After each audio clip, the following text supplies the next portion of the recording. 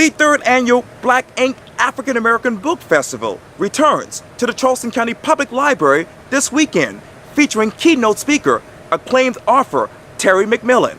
I sit down one-on-one with friends of the Charleston Library, Executive Director Brittany Mathis, for a special edition of Quintin's Close-Ups.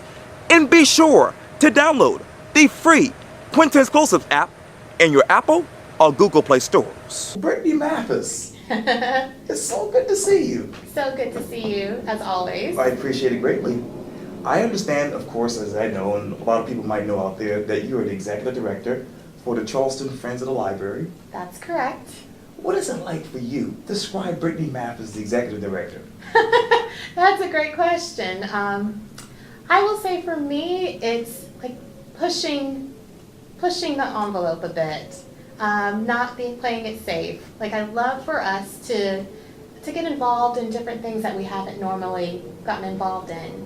We're known for our book sales, and these are book sales that have been around for more than 37 years, and people, consider them to be a community staple. But, I also want us to branch out and do more community events, and this is something that we've definitely taken on full throttle. Black Ink Book Festival. It's in its third year, and we're so proud to be presenting it for the third time, and this is definitely going to be our biggest one yet. You talk about pushing the envelope. You're bringing famed author Terry McMillan to Charleston. Yes. Obviously, I was the master of ceremonies for last year's Black Ink Festival with Kwame Alexander, yes. And the first year was Marcus Amica. What got you from Kwame Alexander to Terry McMillan? Well, we knew that we needed to have a strong female voice. We had two male figures last year, right, and the year prior, right, and they did a phenomenal job. The first year was Marcus Amica, right, last year Kwame Alexander, but we said, well, we have to have a black woman, and we want to take it to the next level. And, a lot of names came up, but one name that I always wanted was Terry McMillan, and I always thought, she's way out of the price range, she would never come. But one day I said to myself, I'm just going to call her agent and see what happens. Right. And here she is. And I know you told Randolph Miller with Bounce Around Charleston just last Friday, quote, I always wanted Terry, but I just didn't think that I could afford her. And I couldn't afford her, but I called and pleaded my case to the agent, and she's coming. So what was your case? My case is that this is Charleston's African American Book Festival. It's the first of its kind. We are supporting local black authors, and we are showing a community that there's so much diversity when it comes to the African American writers that are in the Low Country.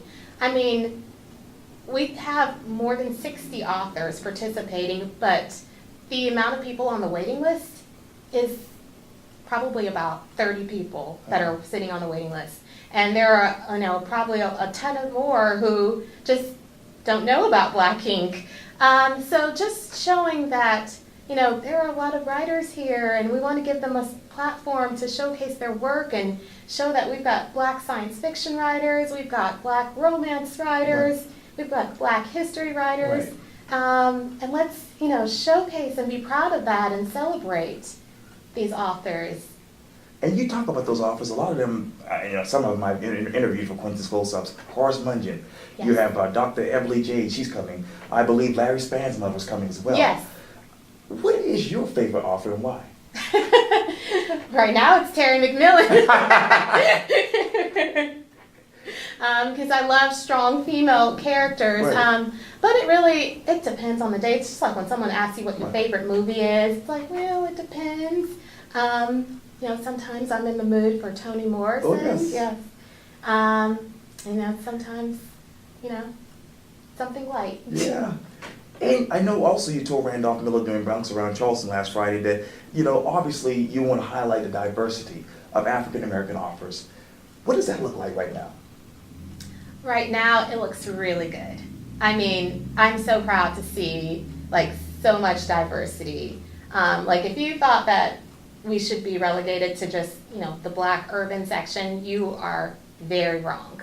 We've got, a ton of history writers. We've got about 10 children's writers, romance, science fiction, and there's poetry.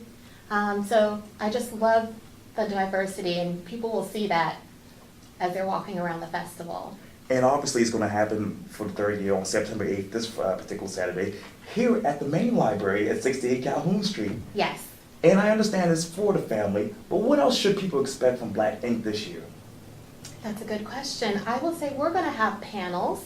We'll have 2 panels featuring some local authors, and I can't name them off the top of my head right now. Oh, no worries. Yeah, but that's going to be really good. Last year we had a panel, and that was very strong, and people really appreciated that. We're going to have books for sale. We're going to have a children's section. We're going to have a keynote address by Miss Terry McMillan, who's fantastic and is going to leave us with some very wise words. Yes, yes. And of course, the master of ceremony this year's ABC News 4's Tessa Spencer. Yes. Who's a legend around here in the radio and television business. And I know when you talk about the future of Black Ink, you basically told Randolph, hey, you want to continue to grow every year, but this year is the biggest year with Terry, is from what I understand. How will you grow Black Ink right after Terry McMillan? I don't know. We're going to have a debrief session afterwards and figure that out. But right now, we're just taking in the moment. Yeah. And it feels really good. All the incredible amount of publicity we've received, the incredible amount of support from sponsors, from the community. I mean, I look on Facebook and every day, I see people sharing the event or talking about it. And so it feels really good. Black Ink. Black Ink. What does that mean to you? I think it means celebrating Black writing. That is so great to hear. Well, Brittany, Mathis, thank you so much for your time. I really, really appreciate this. Well, thank you so much for having me. Anytime, and thank you for allowing me to be Master of Ceremonies last year. You did an incredible job. Thank you. First time ever doing something like that. You did a wonderful job. Well, thank you so much, and hope to do it one day again. Yes. Yeah, thank you.